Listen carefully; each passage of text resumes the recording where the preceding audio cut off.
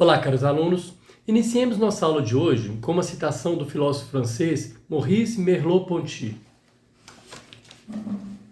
O que é então a liberdade?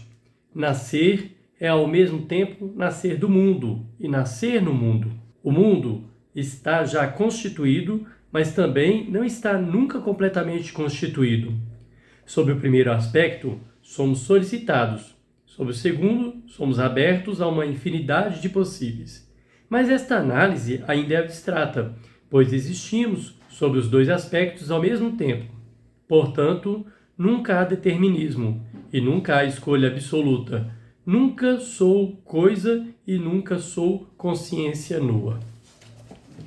Esse trecho da obra de Merleau-Ponty, chamada Fenomenologia da Percepção, é uma breve exposição do dilema vivido pelo ser humano. Nós não podemos negar que nós somos livres, mas também nós não podemos negar que as escolhas elas não são absolutas, pois nascer no mundo já é pertencer ao mundo que já está dado, um mundo que já está constituído. E muitas vezes nós tendemos a ter uma dessas duas atitudes, que são contrárias. A gente às vezes busca a liberdade absoluta a todo custo, e quando a gente percebe que não é possível alcançá-la, a gente tende a achar que a gente é completamente determinado pelas circunstâncias ou pelos fatores que antecederam a nós, Então, em primeiro lugar, é importante ressaltar que Merleau-Ponty ele parte de um ponto de vista fenomenológico. A gente já viu um pouquinho em outras aulas aí sobre a intencionalidade, fenomenologia, Ele se apropriou do método fenomenológico de Russell e lhe deu contornos próprios, originais, na medida que fez algumas críticas a Russell, pois este, na opinião dele, ele prendeu-se na discussão das essências.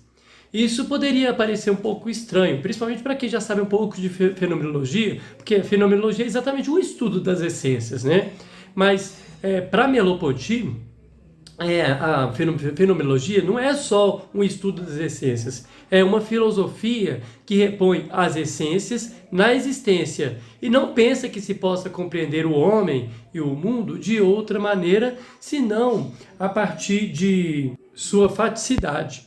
E foi nesse contexto que Merleau-Ponty ele fez a primeira reflexão mais densa sobre o corpo vivido. Em oposição, então, àquela ideia clássica, na divisão que a gente tinha entre sujeito e objeto, principalmente que vigorou ali depois da Idade Média, na Idade Moderna, Foi por meio da filosofia do corpo que ele se dedicou a discussões de temas como conhecimento, liberdade, linguagem, política, estética e intersubjetividade.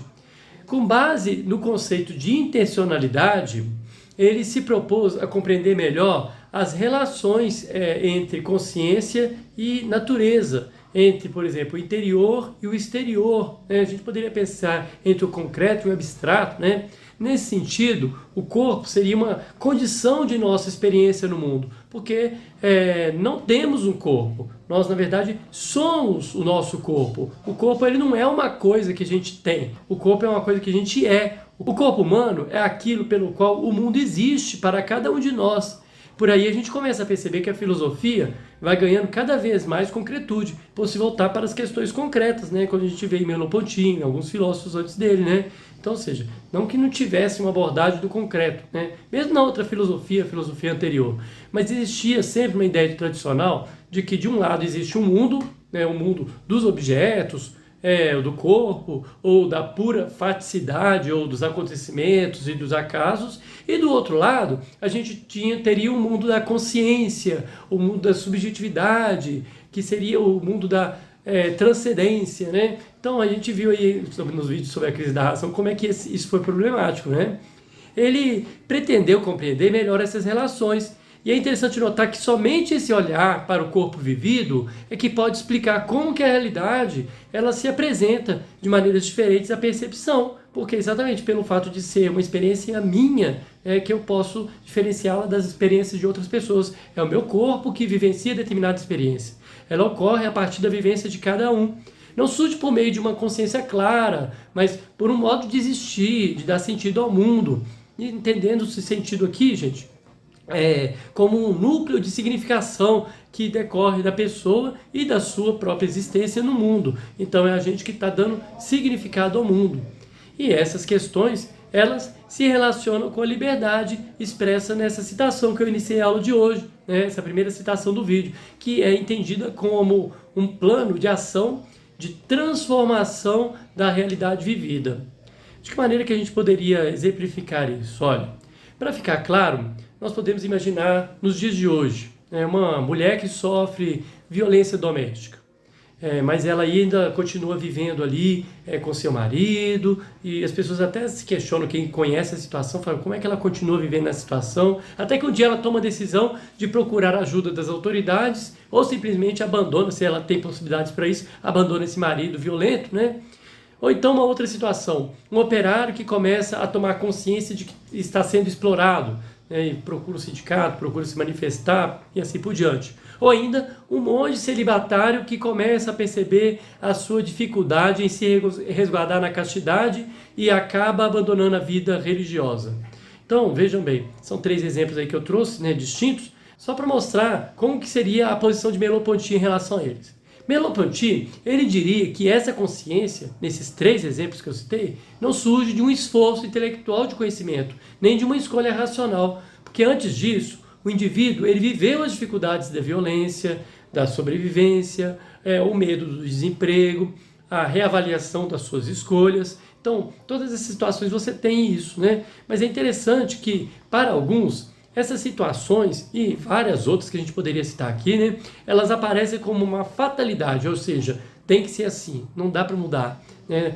A gente não tem meio para se opor a essa situação. Ou então, por acreditarem que suas escolhas anteriores foram definitivas, eu já decidi, já está decidido, não tem como voltar atrás.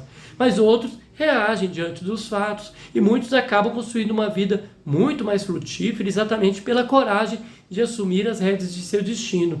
E é interessante porque é exatamente esse medo da mudança que faz com que muitas pessoas travem no tempo, né? Mas é importante ressaltar que todas as decisões começam a ocorrer antes mesmo da pessoa ter consciência explícita da situação. Às vezes os acontecimentos isolados vão acontecendo na vida dela, né? Ela vai amadurecendo na coexistência com outras pessoas, com suas experiências, e aí ela vai tomando consciência da situação.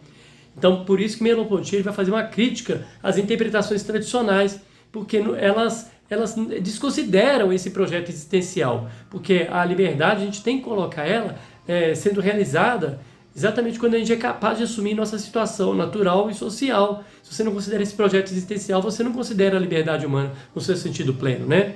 Nessa linha também vai o filósofo existencialista Jean Paul Sartre, sobre quem eu já falei em vários outros vídeos no canal. Mas continuando com Merleau-Ponty, e já quase finalizando, né, ele vai advertir que a liberdade ela não será alcançada se a gente recusar a realidade em que a gente vive, porque é a partir dela e por meio dela que nós desvendamos o que foi recebido e que decidimos livremente como transformar o mundo, né, como fazer novas escolhas, né? Lógico que nós não conseguimos prever todas as situações possíveis, né? Quem dera, né? Muitas vezes uma decisão é um salto desconhecido, né? É um salto no desconhecido. Mas este é o desafio de qualquer projeto humano, né? Já que, para Merleau-Ponty, nós estamos diante de uma liberdade situada e não de um livre-arbítrio sem condicionamento algum, né? Não é isso. A gente tem uma liberdade que está sempre situada. Enfim, a partir dessas considerações, nós podemos perceber que o conceito de intencionalidade, que é um conceito bem próprio, né, da fenomenologia, que é abordado, que é absorvido por Merleau-Ponty, nos ajuda a compreender que nós temos o corpo e uma consciência, mas também nós somos, por causa dessas mesmas instâncias, sede de afetos, portadores da liberdade, estamos relacionados com o mundo e com os outros, e essa compreensão ela nunca resulta de uma pura intelecção ou uma pura abstração, mas ela depende do sentido que descobrimos em cada experiência, né, em cada vivência, e dos significados que nós vamos decifrando ao pensar o mundo, ao pensar os outros e ao pensar nós mesmos. Então, gente, eu espero que tenha sido claro. Até a próxima aula.